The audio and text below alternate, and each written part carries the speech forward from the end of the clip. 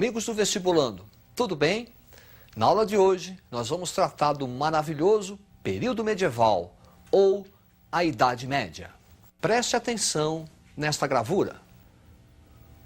Gravura que retrata um cavaleiro medieval, típica figura do cotidiano da Idade Média. A Idade Média é um longo período, se estende por mais de 1000 anos. Por isso, a história resolveu subdividi-la em alguns períodos. Preste atenção neste gráfico. A Idade Média, que começa do século V e vai até o século XV, aproximadamente. Do século V até o século IX, Alta Idade Média. Do século IX até o século XII, aproximadamente, cristalização do sistema feudal. Do século XII ao século XV, Baixa Idade Média. A Alta Idade Média, vestibulando, refere-se a elementos que vão contribuir para a formação do sistema feudal. Depois nós temos a cristalização do sistema feudal, século IX ao século XII, e por fim, Baixa Idade Média, que representa a crise do sistema feudal e que se estende até o século XV. Na Alta Idade Média, inicia-se com a desintegração do Império Romano. Essa desintegração será facilitada pela invasão dos bárbaros germânicos. E onde se constituía o Império Romano, os povos germânicos ali vão se instalar, surgindo várias nações bárbaras. Preste atenção neste mapa. Aí está o mapa dos principais reinos bárbaros que vão se formar aonde se constituía o Império Romano, com destaque para os dois principais reinos bárbaros. O reino franco, que vai constituir a atual França, e o reino anglo-saxão, que vai formar a Inglaterra. No reino franco, nós vamos trabalhar duas dinastias, a dinastia Merovingia e a dinastia Carolíngia. Para você não esquecer os nomes, preste atenção, dinastias do reino franco. Primeiro, dinastia Merovingia, em homenagem ao rei Meronveu, e dinastia Carolíngia, em homenagem a Carlos Magno. Na dinastia Merovingia, o principal nome será o de Clovis. Clovis é importante porque ele é unificador das tribos francas e também o primeiro bárbaro a se converter à religião cristã. Com a conversão de Clovis e alguns bárbaros, inicia-se uma tradição que será muito comum na Idade Média, que será a aliança entre o Estado e a Igreja. É dessa aliança que a Igreja vai, aos poucos, conseguir um enorme prestígio político durante a Idade Média. Com a morte de Clovis, inicia-se um período bastante conturbado no Reino Franco, que é o chamado período dos reis indolentes, reis preguiçosos, que não querem trabalhar. Pensam em fazer caça, raposa, joguinho de xadrez, jogo de dama. E nesse contexto, quem vai exercer as principais funções administrativas do reino, inclusive o comando do exército, serão os mordomos do paço, prefeitos do palácio, uma espécie de primeiro-ministro. E nesse mordomos do paço, nessa instituição, o principal nome será Carlos Martel. Carlos Martel é importante porque ele vai deter o avanço dos árabes sobre a Europa na famosa Batalha de Poitiers no ano de 732. Talvez com certo exagero, a partir daí, Carlos Martel será considerado o salvador da cristandade. Preste atenção nessa gravura. Identificou, não é? Este é Carlos Magno.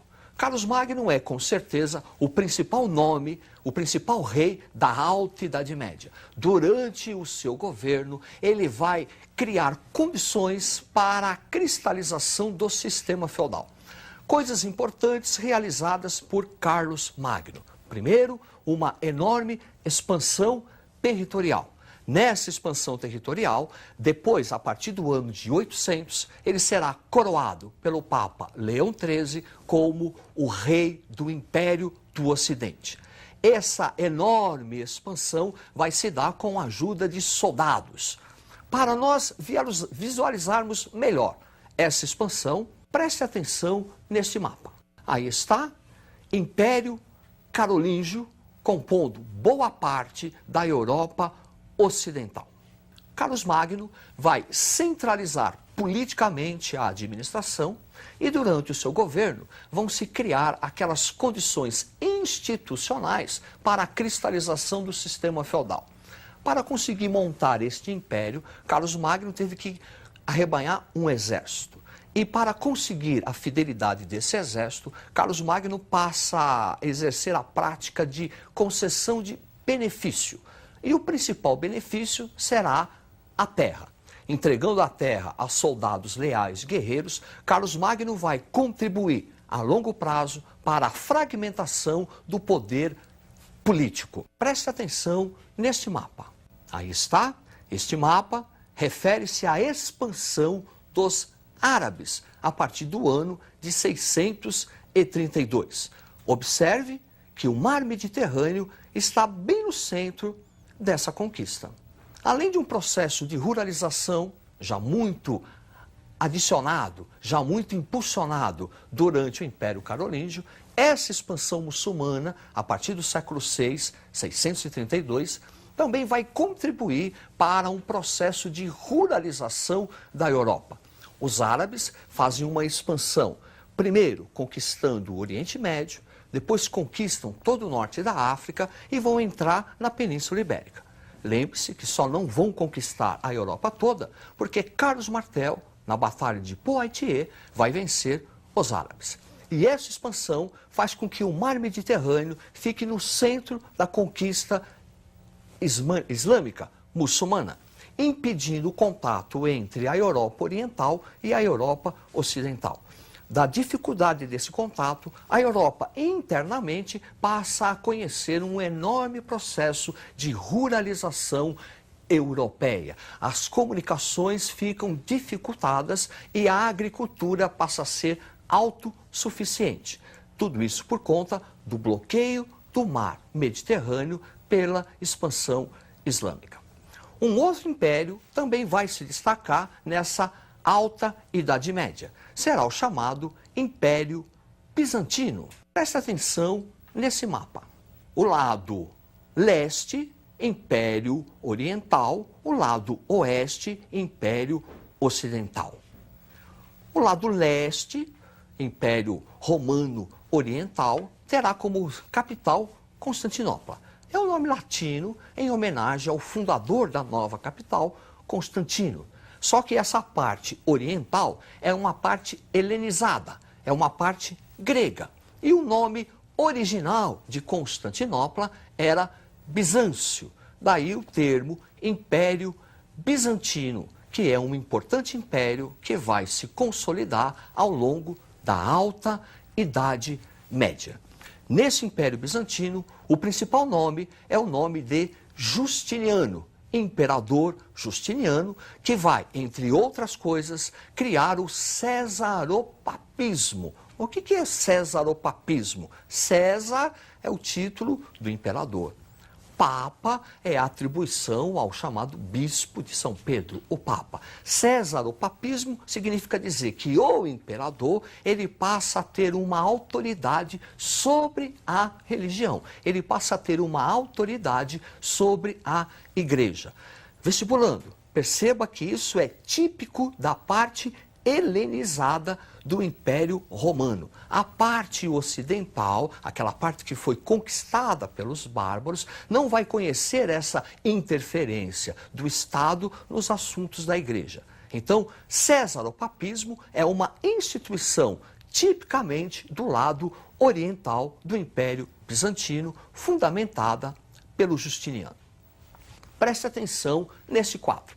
Aí está Justiniano, a instituição do cesaropapismo, o Código Civil, Guerra de Reconquista, Revolta Nica.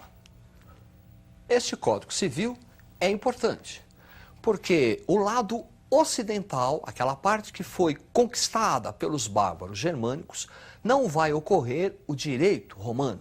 Vai existir, vai prevalecer o direito consuetudinário, que é o direito de costume dos bárbaros. O direito romano vai ser preservado e compilado por Justiniano, que vai inclusive acrescentar novas leis, preservando assim esse direito romano que será um grande legado até os dias de hoje. Outra coisa importante do governo de Justiniano foi a Guerra de Reconquista.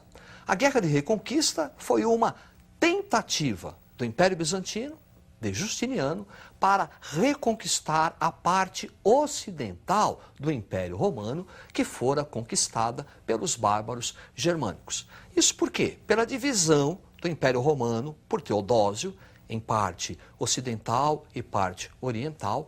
O imperador, por direito, desde os tempos de Teodósio, estava na parte oriental. Portanto, Justiniano estava procurando reconquistar a parte ocidental do seu império que fora invadida pelos bárbaros.